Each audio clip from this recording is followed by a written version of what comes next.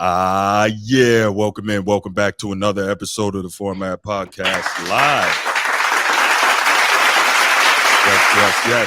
Yes. As you can see, I got my main man G here with me, and you know what we're gonna do. We're gonna drop some knowledge on y'all on the sports tip tonight. But before we get to that, you know what time it is. If you're here on YouTube and you haven't already, please make sure you go ahead, click that like, that subscribe, that notification bell. Make sure you're kept up to date whenever we drop new content on the channel. If you want the audio-only version of the podcast, open up your audio podcast platform, hit the search bar, type in The Format Podcast, and we should come right up. If you're enjoying the content, make sure you give us that like, that 5-star review, and drop a comment. All that stuff helps us rise in the algorithm, helps us find more sports fans, helps more sports fans find us. And finally, make sure you write it down, put it in your phone, set an alarm, do whatever you got to do to remember. Saturday nights at 7 p.m. we are live here on the Format Podcast, and we'll give you the opportunity to call in, talk to us, get at me. I love it. I can't. All right, let's go ahead and get to this Lakers Danny Hurley. So you've been hearing about this story, right, G? Oh yeah. Yeah. All right. So give a little background real quick. Obviously, at the end of the season, and me and G, we talked about this. I've talked about this, done shows about it, about Darvin Ham getting fired at the end of the season, wrongly, if you ask me, but what's done is done. And then we started hearing the rumors about JJ Redick, him being the main candidate for the job. We discussed that as well. A lot going on there. You can actually check the channel for other shows and segments where we talked about it. But quick synopsis on that whole thing is, one of my main thoughts on it was that one of the biggest reasons for the Mind the Game podcast, it was one, to spread the LeBron propaganda, right? Which it did a beautiful job of doing. And then second, it was basically an audition to show JJ Redick's basketball acumen, right? His basketball IQ, like kind of an interview without actually sitting down with a team doing an interview, right? And I think it did very well for that because everybody knows JJ Redick's a smart basketball guy, X's and O's and all that, right? But we talked about it and we said, well, it probably wouldn't be a good look. A lot of people, myself included, see that as basically a LeBron puppet. We feel like that would cause friction in the locker room because imagine, he trying to bring discipline or really, get on somebody, and the other players are going to be wondering, well, is this LeBron talking or is this JJ Redick talking? Would they respect him? Secondly, right, if let's say I'm a player in the league and JJ Redick come coach me, and I've been in the league a few years, I might be thinking like, this dude is my coach and I was better than him. You know what I'm saying? This dude is some glorified six man. When I played against him, I was handing him buckets. Like, that's real difficult. You know what I'm saying? So I think for all those reasons, it would be a difficult situation. And I don't think that it would be best for him to get that job, especially not a job for a franchise as big and as marquee as the Lakers when it's your first job as a head coach and you haven't even been an assistant coach in the NBA before. But, it is what it is. So we've been hearing reports that the Lakers and JJ Redick were choosing the staff, and they were that far along, right? So before we move on and we start talking about the Danny Hurley, G, why don't you let the people know some of your thoughts on the possibility of JJ Redick getting that job and what you think about it with, in terms of him being the head coach of the Lakers, especially with LeBron. So I don't really have any stock in the Lakers, right? Like, Right. I don't foresee them winning in the next 2-3 years. Nope. And so the fact that they bring in another player coach to coach the team, regardless of what it stands for, what plays he can put in, I don't think he'll be capable of providing a system that the Lakers can kind of grow off of. And I think that's what we saw with Darvin Ham, even though they did fire him. But I don't believe that he would be able to provide a system for the team or that franchise. And they would have got this. They will probably get the same thing if they institute JJ Redick. That's pretty much my views on it. If they would have picked him up, okay, it's the Lakers. Right. It's the Lakers. So they'll find a way to win some games just to keep seats. Sell those high end seats, but in the long run, I mean, that's not like they're getting a Phil Jackson or or Mike Brown or any other coach. Mike Brown is a stretch, but Uh, Well, no, this listen, Mike Brown is a really good coach. Let's he not is a front. real good coach. He's two-time coach of the year. See, the LeBron fans and the LeBron media want you to believe that Mike Brown is not a good coach, but that dude's legit. He won 60 plus games twice with LeBron in Cleveland before LeBron left the first time, right? Only Yep. reason that he got fired was because they were trying to keep LeBron there and they believed that LeBron didn't like him. So there's that. And then Yeah. remember, was it last year, not this past season, but not this season that's ending right now, but last year, Mike Brown was coach of the year with the Sacramento Kings. So the guy knows what he's doing. Yeah, absolutely. And he has a system. But you Mhm. won't see Mike Brown and LeBron on the sidelines again. No, you will Together. not. That won't happen. No, you will not. So yeah, again, going back to just the system and providing a system, or plays. You saw how when Dalvin Ham was on the sideline, there wasn't a lot of players like kind of paying attention to him, Mhm. and it's one thing to be a coach, but if you can't pick your players, and you don't have that GM power. It's going to be hard for you to coach any team in this league because Mhm. you're coaching adults, right? There's adults there, but Right. I don't think JJ would have. Yeah, he's. I can't really say because I never seen him coach anybody, right? Um, Mhm. is he knowledgeable of the sport? Absolutely. Could he do the job? I mean, just as good as anybody else, probably. I believe he Um, could. Yeah. yeah, but I you believe at the the end of the situation day, is not right. yeah, you got to go with somebody who you can look down the road 5 years, 10 years, Mhm. and look at their track record, right? Because everybody Mhm. go off of historical stats. Like you can look at, Dan and say, okay, well, that's another topic, I guess. But you can Right. look at Dan's Right. stats and say, okay, I know in the first 2 years he may not do well, but it kind of picks up after that third year, and a Mhm. lot of that is just maturing and molding your players. Yeah, and we're definitely gonna get to that. Sorry, So my bad. no, you're all good. You're all good. Appreciate you. So G, as you heard, he mentioned Danny Hurley, who is the head coach of the defending national champion UConn Huskies, back to back national champion UConn Huskies, and uh, apparently out of nowhere, I guess almost out of nowhere, we hear that name. That's the major candidate, and that the Lakers won him, and that I guess he's out in LA right now, sitting down talking with them, and that they're supposed to be preparing a huge offer to him. And so I think that's going to be so interesting. When I heard this, I was like, "Whoa!" like where did that come from? I think I heard this yesterday morning. Did you hear about this anytime before that, G? No, no, no. Okay. I only heard about it when they mentioned the salary and it being guaranteed, fully guaranteed, Right. possibly being fully guaranteed. That was the only Hmm. time I heard of it. Yeah.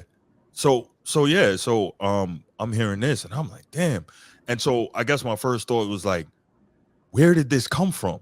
And then my second thought was, what happened to JJ Redick, right? They He were took his talking about, money. they were supposed to be picking out his staff, his assistants, and all that, but all of a sudden, it's Danny Hurley. And so I think this will be really an interesting hire for a few reasons, right? Number one, he actually runs system, like real plays and real system, and we know LeBron don't like that. Even though when Danny Hurley he was on JJ Redick's podcast and he was discussing like some of his plays and whatnot, and I think LeBron popped up with a tweet saying how much he loves it and how creative it is and how awesome that is, and I'm like, sounds good, bro, but we know that playing in the system, that ain't for you. You know what I mean? And so my first thought was, how is that going to work with LeBron? And even though LeBron only has a couple years left, that's plenty of time for him to get a coach fired if he wants to. But no, real talk, right? I mean, we've Yeah, seen it yeah, time and yeah. time again. I But think no, what the Lakers are saying and what's being reported is that if they sign this dude, it's going to be a long-term deal because they're looking past LeBron. Because yeah, they understand that they got LeBron, but they also understand that they can't keep going like this, firing coaches every couple of years. And so when you fire coaches before they time is up, you got to pay them out the rest of that money, providing they don't get a job somewhere else. So you're normally paying two coaches at once. You're paying the coach you fired and you're paying the coach you hired. So there's that costs money. And then secondly, it doesn't allow stability in order to build a program and build a culture. But we know like LeBron don't care nothing about that. He never has, right? So, there's that. That's another problem. So, I think this is really interesting. And then the other part, so let's say Danny Hurley gets a job, right, G? And let's say in a few years he wins a championship. You know, he'll be the first coach ever to win a championship in high school, college, and the NBA. Mm. Yeah. Yeah. So here's my trivia question for you: Who's the only coach right now to win a championship in college and the NBA? Jeez. Know this, man. I got a couple names, man. All right, what you got? Yeah, nah, you got me, bro. Larry That's a good Brown. trivia. Larry Brown. God damn. I Yeah. couldn't think of his name. I was thinking Philly. I couldn't think of his name. Okay, there you go. Yeah. Yeah, he's one of the best to do it, X's and O's wise, man. But yeah, so it's funny. So Danny Hurley, you saw in the B-roll when I was playing. I'll play it again. Now look at Danny Hurley on the sideline, and you see how animated he is, right? So he's a grinder. He's a yeller. He's that type of guy. Obviously, being a high school coach and a college coach. And I heard Gino Auriemma. He was on an interview with Dan Patrick the other day talking about it. Yup, Nino, it is Larry Brown. There you go. You got it.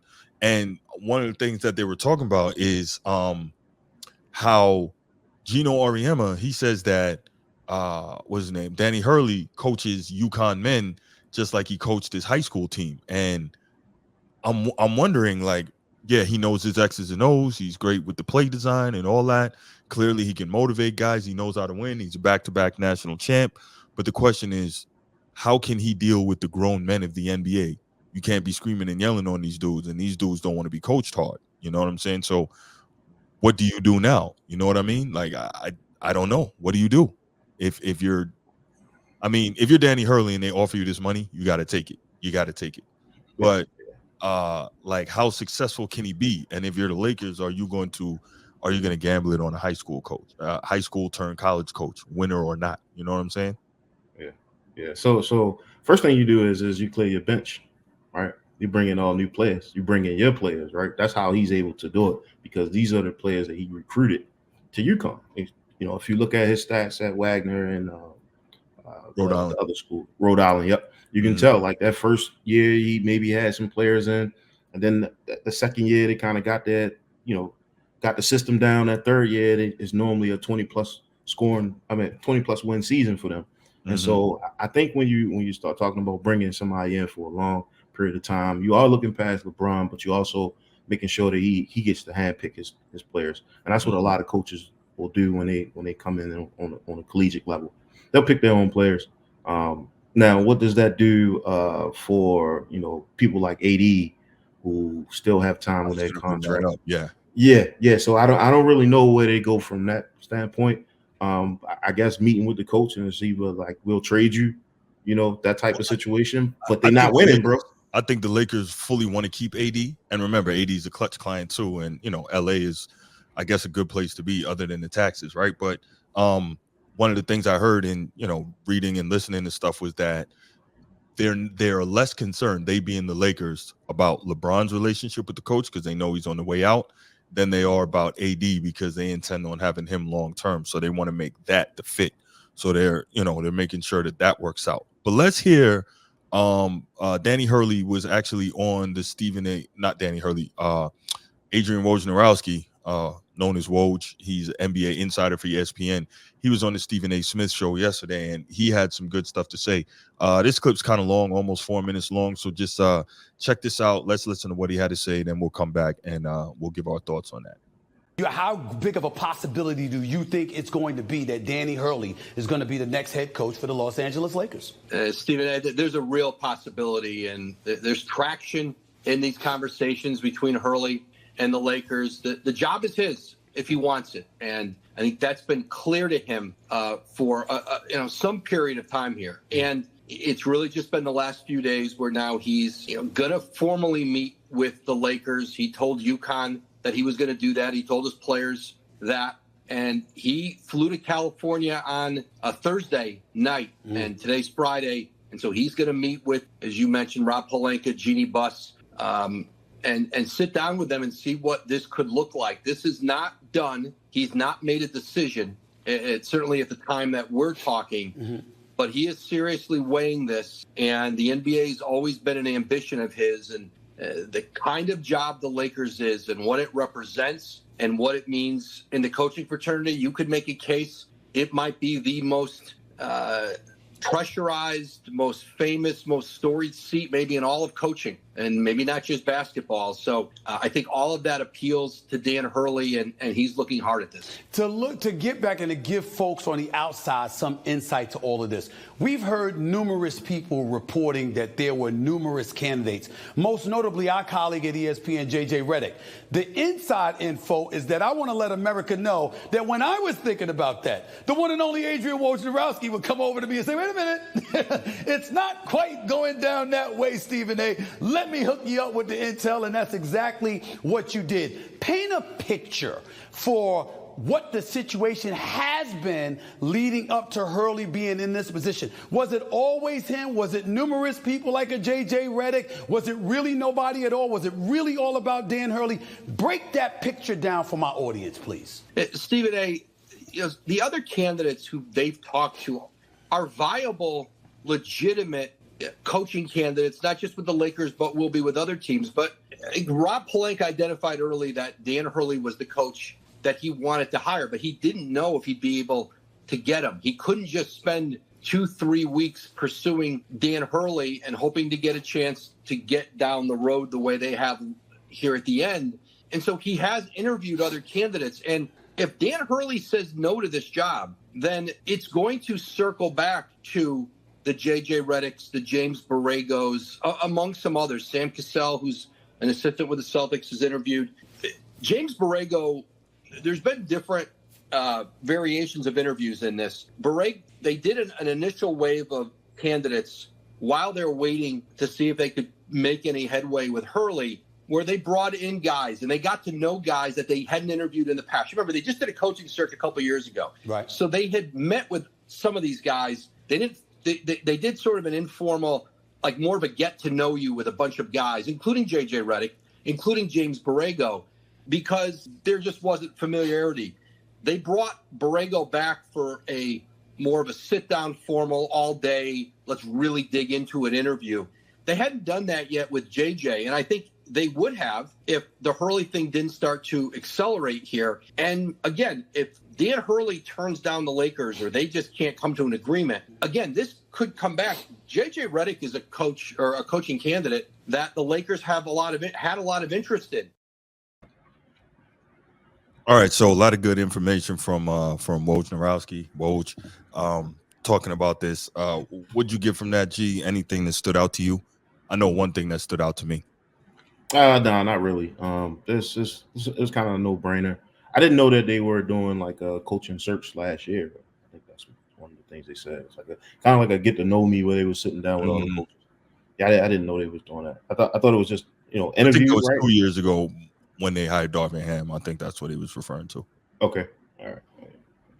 Yeah, what actually stood out to me on that was a name that you said when we first started discussing this Laker coaching search, and that was Sam Cassell. And not that I didn't think he was worthy of it or not due for his opportunity, because he's one of the most well-respected assistants around the league. Obviously, he's a championship point guard, and he's a guy who has that experience in the league. I think he's probably, third-team All-NBA type point guard when he was playing a few times. So, he knows what it is from the player perspective. Now he knows what it is from the coaching perspective. He's kind of put in his time and done his dues on that.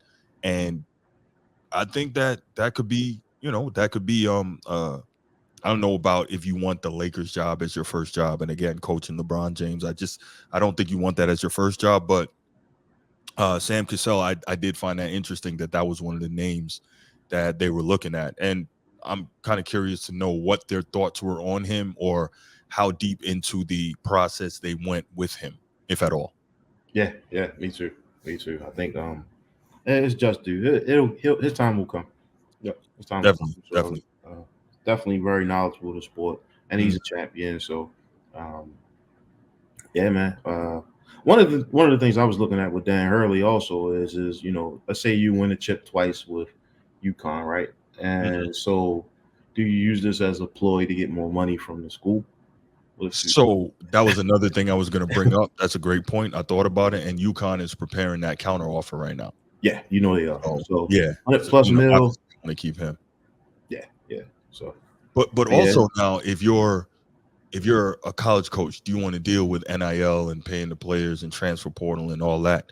Like, you've won twice. You've shown you can win. You did a great job. But do you want to deal with the changing landscape of college athletics and football and basketball, where you can just say, you know what, I'll go on, I'll take my shot at the NBA, which apparently that's been his dream to do. You take your shot at the NBA, and then you say, all right, cool. Now I don't have to deal with that. I'll leave that part to the business people, and I'll just worry about coaching. But again, coaching in the NBA, very, very different than coaching collegiately or high school. Yeah. And you have that winning record already. So if the players going to come to you, you don't really have to do a lot of recruiting. That's true. Yeah.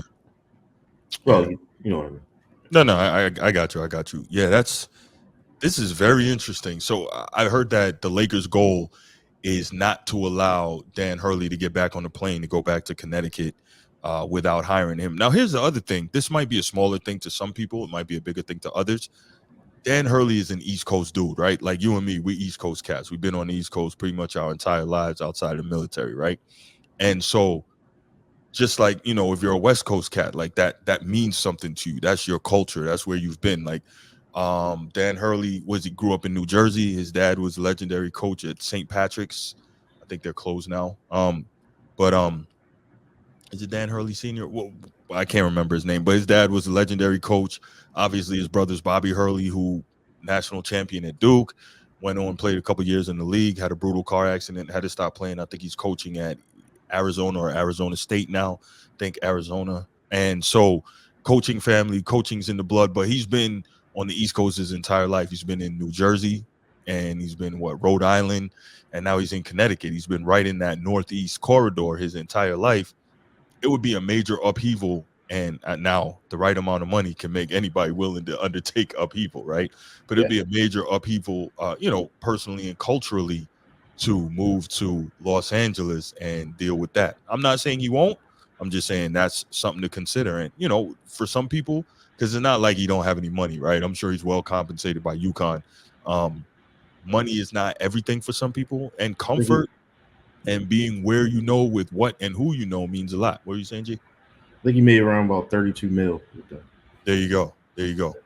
And as we said, they're preparing a new offer to try to keep him. So there's that. I don't know, a lot of things. This is interesting. So here's another voice on the topic that I definitely wanted to get in here. And I thought this was also really interesting, right? So Kendrick Perkins was on Get Up with Mike Greenberg and hear what his thoughts. I thought this was brilliant. This is not a LeBron James hire. This is a Los Angeles Lakers hire and an Anthony Davis hire. Anthony Davis is the guy that's in his prime. Anthony Davis is the one that needed to be connected to Dan Hurley, and Dan Hurley needs to be connected to Anthony Davis as far as putting him in position to be successful. But when you talk about a coach that is qualified, that knows the game of basketball, that was born into the game of basketball, he checks all the boxes. Now, when it comes down to holding guys accountable, especially guys like AD and LeBron, that's going to have to come from Jeannie Buss and Rob Pelinka. And if I'm Dan Hurley, I'm walking in that office, and the first thing that we need to do is get an understanding that I could trust you. I could trust you guys to have my back. I could trust you guys to allow me to be Dan Hurley, a guy that has a resume of getting in guys' asses when need be, and I don't have to look over my shoulder. It's a reason Eric Spoelstra is one of the best coaches in the game today. It's because he has the support of Pat Riley, and players can't go behind his back and say, you know what, hey, we're not feeling coach, and then all of a sudden he's without a job. When you look around the league, the teams that are having success, the coaches that are having success, they have the full support and trust of the front office. Now, wasn't that interesting coming from Kendrick Perkins? Now, here's what I want to know about that, right? And I'm going to digress a little bit from the Dan Hurley thing. But this started out being about Dan Hurley. But what I want to know is this. What in the hell is going on with Kendrick Perkins? What is the deal with Perk, bro? Because over the last few weeks, he's been telling a lot of truth about LeBron. You notice that? Yeah. He hasn't been holding his tongue. And I don't get it. Because a couple of months ago, remember, him and Shannon were on First Take, literally arguing about who's been on LeBron's bandwagon. I'll I'll use the term bandwagon Mhm. for longer, right? Remember they was arguing about how long each of them been on LeBron's bandwagon. And now it seems like all of a sudden he's out here just telling the truth. And it seems like a lot of other people are too. Like they tired of the BS. And I'm real curious to know what's the deal with that and where it's coming from. What's your thought on that? It's just just LeBron is late in his career, and it's easy to talk about them not getting anywhere and not doing anything as far as getting swept in playoffs, right? They got swept in playoffs. But I think Gentlemen's sweep, 4 games. gentlemen's Yeah. Yeah, so what I really think is this hiring, if it goes through, I agree with him when he said that this is definitely the stakes holders hiring, right? And they definitely looking past LeBron. I agree with Mhm. that. That's you bringing in a system late, you bringing in change late in the player's career. You changing coaches late in the player's career. You don't really see that often from the great ones, right? But if you're like a LeBron James, where the coach is just the option, right? That's just six man. Really. Mhm. That we listen to him, and we gonna run what we want to run because I'm LeBron Right. James. Yeah. And so when you start talking about bringing that type of coach in, are Mhm. are they looking to draft Bronny? Is that what this is about? Right? You bringing them into a system that you Wow. trust. Is that the missing piece? Um, I But mean, I so don't here's know. the deal though. If you bring in a coach like that, right? We see that he's an old school tough coach. And Lou, thanks for your comment, man. I appreciate it. You new to the channel? I don't think I've seen you here before. Larry Brown was brought up under Dean Smith, who was coached by Dr. James Naismith. So he's a true old school blue blood coach. Absolutely. And I think that's what we love about Larry Brown in terms of really doing it the right way. And we saw him able to win with that. So that's a great point. But yeah, so here's my question though. Let's say you're Dan Hurley and you get this job. If you're the Lakers, do you then draft Bronny? Why would you do that? Because Dan Hurley is a tough coach. And now you putting it in a situation. What if Bronny's in practice or in the game messing up and Dan Hurley got to really go at him? LeBron ain't going to tolerate that. And now that causes more friction in the locker room or more friction between the coach and the front office. Then what happens? Like if you hire Dan Hurley, you can't draft Bronny. Can you? Yes, absolutely, absolutely. But I think. LeBron is not going to let you coach him hard, though. Who's? I don't think so. I don't think so. I think you. I think if they do bring Bronny in, you definitely gotta let the coach. And it's not like it's a JJ Redick coach, right? Mm-hmm. Because if he really wanted JJ to coach his son, then he would like advertise and cheerlead for him, right? He would be like, oh yeah, I want to bring you on my podcast because I want you to coach my son next here, right? If all the rumors are true, right? But Mm-hmm. then you go and bring in a Hurley, and this is speculation, right? Of course, you bring in a Dan Hurley, a player with years and years of experience in developing players, a Mm-hmm. national champion. You don't interfere with stuff like that. You let it happen because clearly, if your son was who they say he's supposed to be, Mm-hmm. you wouldn't have to extend your hand to get him drafted. Uh, well, we're not even gonna go into that. That's a Well, it's too whole much. It's too other much. topic. Yeah, Yeah, that's yeah, yeah. that's looking That's down the like future. But we ain't even gonna but do yeah, that. But yeah, that's interesting, man. All right, so what we're gonna do at this point, we're gonna go ahead and we're gonna leave that topic right there. But I'm gonna open up the phone lines because I would love to hear anybody watching, whether you're on Instagram or whether you're on YouTube. The number is 904-219-8264. 904-219-8264. It's on the bottom of your screen. Go ahead, give us a call. Give us your thoughts on Dan Hurley. Do you think that he would make a good coach with the Lakers? How do you think that works with LeBron and AD? How do you think that works with the last part of the topics we just talked about? The possibility of drafting Bronny James. What do you think about JJ Redick? Like, why did all of a sudden that dry up in terms of looking for the Lakers' next head coach? Give us a call. Definitely want to hear from you. Yeah, 904-219-8264. Give us a call. Give us your thoughts.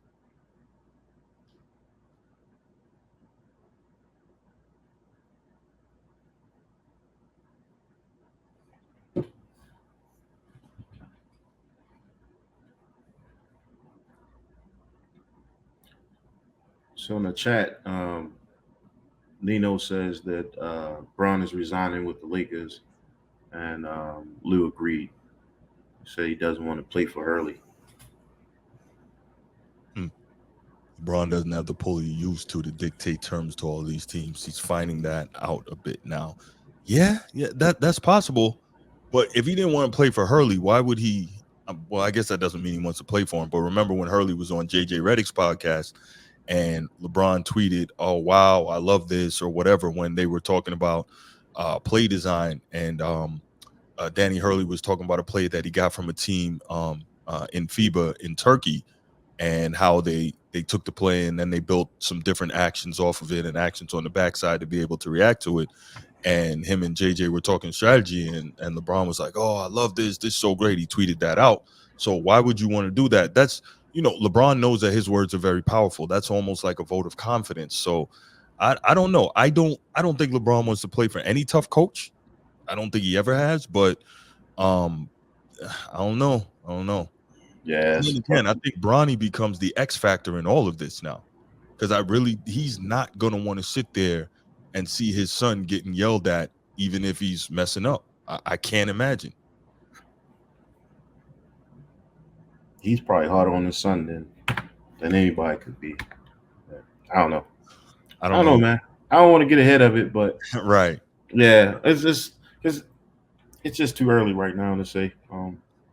Yeah, I agree. But I'm actually glad that the actual team is not allowing the player to dictate who they coach, right? The stakeholders. Yeah. No, I agree. It doesn't work out. They don't listen. Yep. I'm sure. Yep. You take this.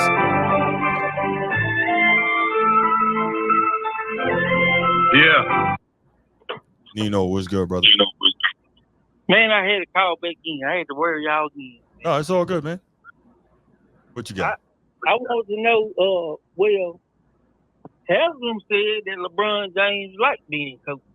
Now, with that being said, I believe he likes to be coached and challenged if you know what you're talking about, which is Ty Lue. Ty Lue and Bron bumped heads, folks, and Bron vouched for Ty Lue. He bumped heads with Spoelstra, and he vouched for Eric Spoelstra. But so let me interrupt you real quick. Remember, he tried to get Spo fired in that first year. Remember that? I remember. Now yeah. I can't go against it, but that was the first. That was before he even coached him. He wanted Pat Riley. This was said. I don't know. Right. They said they wanted Pat Riley to come down and coach like he did when Wade won the championship. Right, but remember, D Wade told him, "You don't want the Godfather to come down here." D Wade tried to tell him like that ain't the one you want, because that's a different thing than you ever have dealt with. So yeah, but Bron might, but we can't say he doesn't want that when he asked for it. He never had that. Mike Brown said on many occasions when Bron got there, they rolled the ball out, told him to play baseball. Now, that's why I believe most of your point be true on the coaching, because they never, like Mike, Phil got a hold of Mike when he was young. Okay. Kobe, same thing, younger. Like Anthony Edwards, he getting coached young. Mm-hmm. It's very, I don't know, maybe you can tell me a player that has been that good where they just rolled the basketball out, said, you run offense at a young age. We're going to run everything to you, and y'all be successful at a young age like Bron. Maybe you know one. I don't know one. Yeah, no, that's tough. Probably the closest I could think is maybe Magic, but I hear your point, and that's fair. Now, when he got the Spoelstra was a good coach. Mm-hmm. I don't think Bron, everybody said Bron loves Spoelstra. When we found out he was a good coach, but they did say he bumped heads with Pat Riley, because Pat Riley said, your homies, your whole team ain't gonna be on the bus in the plane, and so we ain't gonna have that super talk.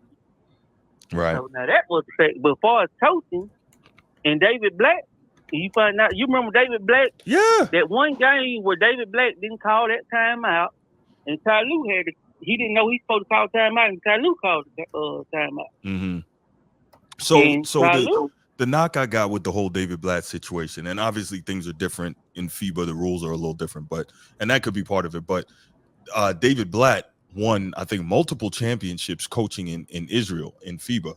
So he's a really good X's and O's guy. That's how he got the job, right? But he came over, and remember, LeBron went to the finals with David Blatt. David Blatt was the all-star coach the following year, and he didn't even make it out of the season. He got David Blatt fired. So it's like, I personally, based on what we've seen, obviously, I haven't been in any of the rooms. I don't know for sure. But based on what we have seen all these years, is too much coincidence to say coach after coach is getting fired on this dude's watch and he has nothing to do with it. And every time he's got a coach that wants to coach tough, he doesn't want to deal with that. That's why when people say, oh, he never had a coach like Popovich, or he never had a coach like Riles or whatever, he couldn't deal with that. I don't think he could. I really don't. But you make a great point in saying that maybe if one of these guys got to him early and young in his career, it's different. So. Right. But I don't. I listen. I believe. I mean, it could go either way, because I say David Blatt's never coached in the NBA. Like, he's not a present coach. The only coach I feel like, I think we had this discussion before, is Frank Vogel, because they gave him Westbrook, which is Bron, AD, and the GM. I mean, I don't know what happened to Westbrook. I don't know who could coach that team with Bron and AD and Westbrook, not a real good shooting team. So I felt bad for Frank Vogel.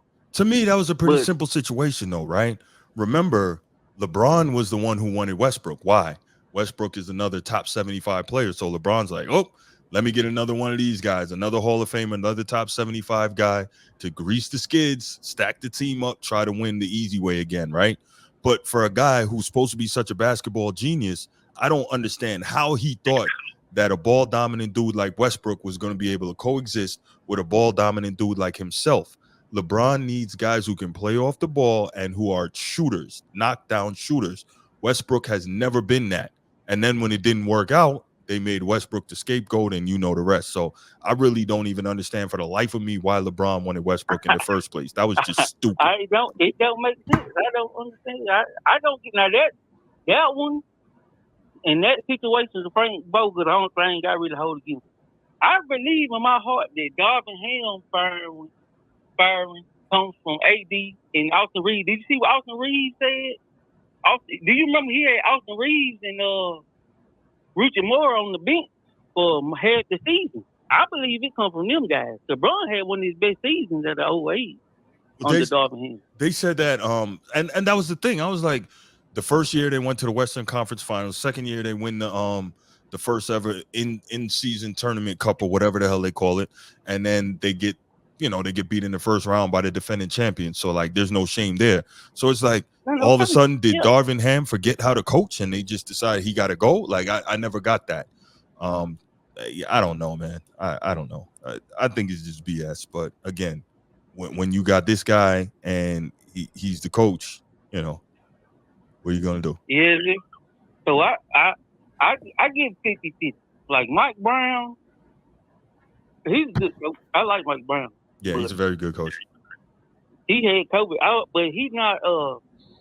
I don't know if he had the championship team. I like Mike Brown and Frank Vogel, but the rest of them, I don't know about the rest of them. Besides Spoelstra and Ty Lue, What else you got for me, bro? Oh, that's all I got. All right, appreciate you, Nino. Thanks for the call, brother. Okay. All right. All right, G. Let's go ahead and take it to the final topic of the night, man. Good show so far. Good show. Oh, yeah, all right. Absolutely. So you know me, G. You know me damn near 20 years now. And if it's not your first time watching this show, you all know there's no way that I'm not having an NFL topic. Why? NFL is king.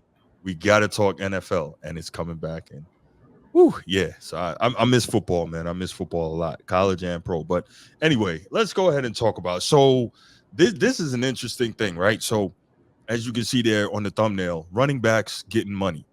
So I'm 45. So that means, again, my formative years watching and getting into sports was, late 80s and forward, right? So in the 80s, 90s, and even in the early 2000s, like glamour position in the NFL was what? Running back, right?